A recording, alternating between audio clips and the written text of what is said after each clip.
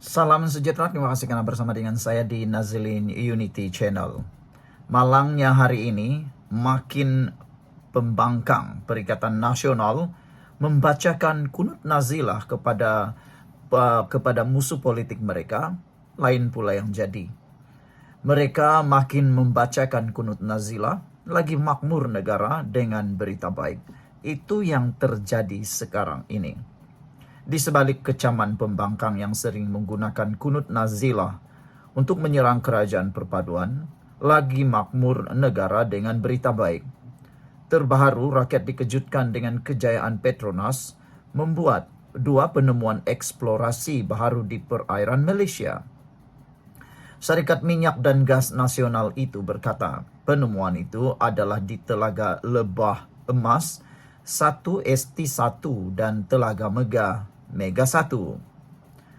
Kejayaan ini amat penting kerana ia meluaskan pangkalan sumber hidrokarbon Malaysia dan mengukuhkan portfolio domestik negara untuk jangka masa panjang. Mengulas berita mengenai kemakmuran negara ini, TikTokers Edi Nur Ridwan berpendapat kedua-dua telaga minyak itu berjaya ditemui Petronas walaupun pembangkang telah beberapa kali membacakan kunut nazilah seolah-olah hendak menghancurkan kerajaan sedia ada. Sebab itulah Islam tidak pernah mengajar melaknat sesama Muslim, kata beliau. Sebelum kita teruskan ulasan yang hebat ini, jangan lupa tinggalkan komen Anda dengan tanda pagar kami sayang Malaysia, kami benci penghasut. Sebelum itu izinkan saya dahulu untuk kongsikan dengan Anda semua. Ini berita baik untuk Anda semua dan kita semua. Berita baik untuk seluruh mereka yang mempunyai masalah kesehatan yang sudah bertahun-tahun berdoa untuk penyembuhan dan pemulihan kesehatan atau kekal sehat. Produk ini Transofactor for Life, terapi imun yang meningkatkan imun badan kita sehingga 400%. Secara umum dan ringkasnya, terapi imun ini mengajar imun badan kita menjadi kuat, bijaksana, dan juga seimbang. Apabila imun badan kita jadi lemah, apabila imun badan kita jadi bodoh, apabila imun badan kita tidak seimbang, kita kena penyakit dan tidak sembuh daripada semua jenis penyakit. Bahkan, imun badan yang bodoh juga menyerang badan kita sendiri. Tapi, apabila terapi imun ini mendidik, mengajar, dan menyeimbangkan imun badan kita, bukan sahaja imun badan menjadi kuat, seimbang, tetapi juga mengenal mana penyakit, mana lawan, mana kawan dalam tubuh badan kita. Semuanya akan dihapuskan, hancurkan oleh imun badan kita itu sendiri. Dapatkan produk ini segera melalui nombor telefon saya yang tertera, dan ingat produk ini lulus KKM, diperakui oleh dokter-dokter di seluruh dunia, halal dan juga luar biasa. Kalau Anda sudah berdoa bertahun-tahun untuk lepas daripada masalah kesehatan Anda, mungkin ini adalah jawaban yang Tuhan hantar kepada Anda semua.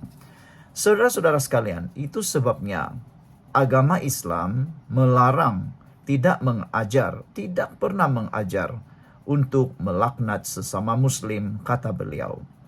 Sedangkan nak panggil orang kafir itu kafir pun tidak dibenarkan dalam Islam. Apatah lagi untuk mengkafirkan orang Islam, katanya. Sehubungan itu, beliau mengajak orang ramai untuk terus memberikan sokongan kepada kepimpinan Perdana Menteri Datuk Seri Anwar Ibrahim yang disifatkan ikhlas demi negara ini. Paling penting, jaga keharmonian dan tolak segala hasutan, kata Edi lagi. Saudara-saudara sekalian, saya sangat setuju dengan apa yang Edi ini cakap. Kita harus menolak apa yang dipanggil hasutan. Kita harus menolak apa yang dipanggil ekstrim. Negara ini adalah negara berbilang kaum. Negara ini adalah negara berbilang bangsa dan agama. Negara ini adalah negara yang kita cintai. Sebarang hasutan yang coba mau memporak-porandakan negara, kita tolak jauh-jauh. Siapapun pemimpin di negara ini, kita sokong kalau ianya mahu kemakmuran. Tapi tindakan yang mau menghancurkan negara ini, jom kita tolak jauh-jauh. Sebelum kita berpisah, jangan lupa tinggalkan komen Anda dengan tanda pagar kami sayang Malaysia. Bye-bye. Sejahtera, terima kasih karena bersama dengan saya di Nazilin Unity Channel. Benarkah Muhyiddin akan dipecat sebagai presiden dan sebagai sebagai pengerusi Perikatan Nasional, penasihat lah pula, pengerusi. Persoalan itu timbul apabila banyak desas-desus menyatakan bahwa kepercayaan kepimpinan terhadap Muhyiddin di dalam Perikatan Nasional mula hilang.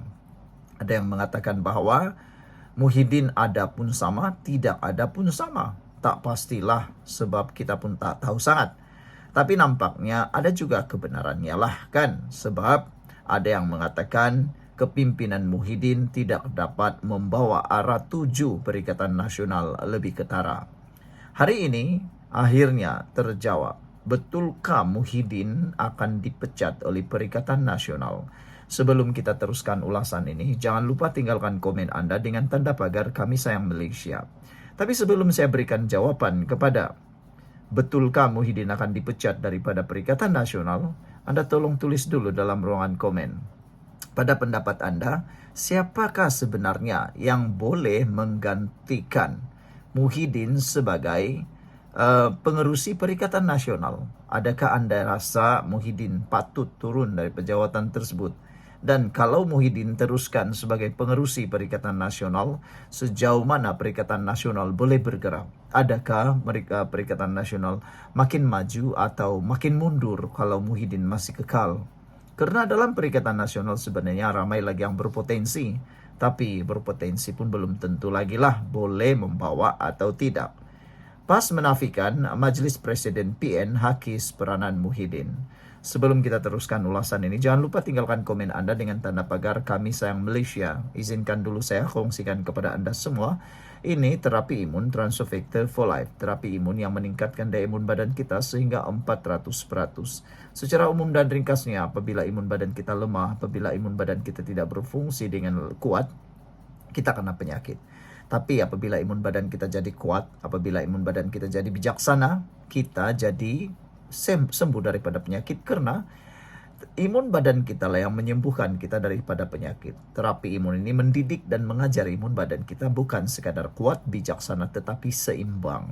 Cepat dapatkan produk ini melalui nombor telepon saya yang tertera. Dan ingat, produk ini lulus KKM, halal, dan diperakui oleh dokter-dokter di seluruh dunia. Kalau Anda sudah berdoa bertahun-tahun untuk lepas daripada masalah kesehatan Anda, mungkin ini jawaban kepada doa Anda selama ini.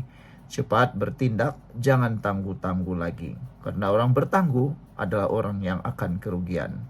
Saudara-saudara sekalian, penubuhan Majelis Presiden benarkah akan menyingkirkan Muhyiddin? Anda tolong tulis dalam ruangan komen. Ada netizen menyatakan bahwa ini mungkin salah satu cara secara lembut untuk menyingkirkan Muhyiddin. Saya pun tak tahu, Anda tolong tulislah sendiri apa komen Anda.